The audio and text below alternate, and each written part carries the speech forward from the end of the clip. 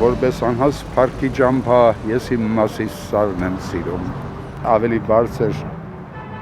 ձևակերպում ոնց որ այդ բանաստեղծության մեջ չանես նա ասում հայրենիքի ես մեկ էլ Տերյանը ունի որ միթե վերջին պոետն եմ ես չէ վերջին երկիչն իմ երկրի մախն է արդյոք տեն ինչը քեզ պատել պայծառ նայր այս օրերին նման է իրուսում էսը Դատարանդի երկրում աղոտ դուսե քեզ եմ երազում եւ հնչում է որպես աղոտ կարխայեկան կոլեզուն հուզվում եմ ես Չգիտեմ իմ շատ սիրելի լեր կամ սարը սա երբ է գրել բայց ես վստահ եմ որ եթե հիմա ինքը ապրեր այսօրվա Հայաստանում նույն բանը կգրեր Հացի հերթին ծանոթացա Երևանի գժանոցի բժշկի հետ ասում է օր չկա որ արտասահմանից ներգաղթողներից մեկին չբերեն գժանոց նորեկները անverջ խելագարվում են Ինչով կբացատրես բժիշկ, որ մենք այսքան տարի ապրում ենք այս ռեժիմի տակ ու չենք խելագարվում։ Իսկ նորեկները գալուն պես միանգամից խելագարվում են։ Հարցրեցի նրան։ Մի քանի պատճառ կա, պատասխանեց բժիշկը։ Մենք իմունիտետ ունենք խելագարվելու դեմ։ Քիչ մաս ճաշակել ենք։ Մենք սրսկված ենք խելագարության դեմ։ Երկրորդը, մեզ մոտ բոլոր խելագարները մտնում են իշխող կուսակցության մեջ։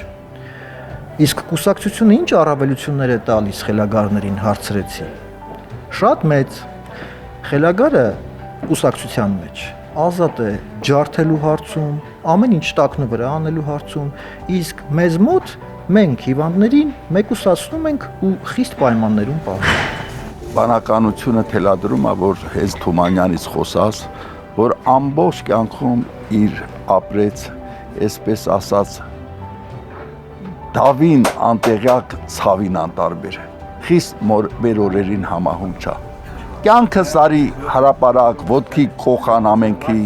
խափան խոպան ու անպտուղ անցավ առանց արդյունքի ինչքան ծաղիկ պիտի բուսներ որ չբուսեց այս հողին ինչ պատասխան ես պիտի տամ հող ու ծաղիկ տվողին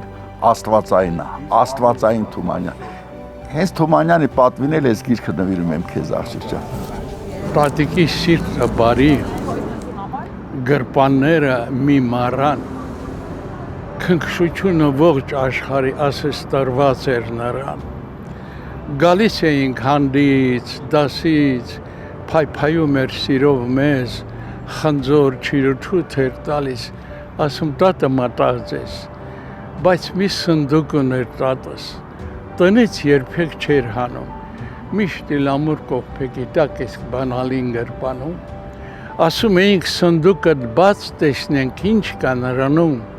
նա մերժում էր աչքերը թաց և լուր մեզնից հեռանում, ժամանակը անսիրտ տարավ տատին մեր բարի, մենք սնդուկին չմոտեցանք, չբացեցինք մի տարի, հաղթանակի օրը եկավ,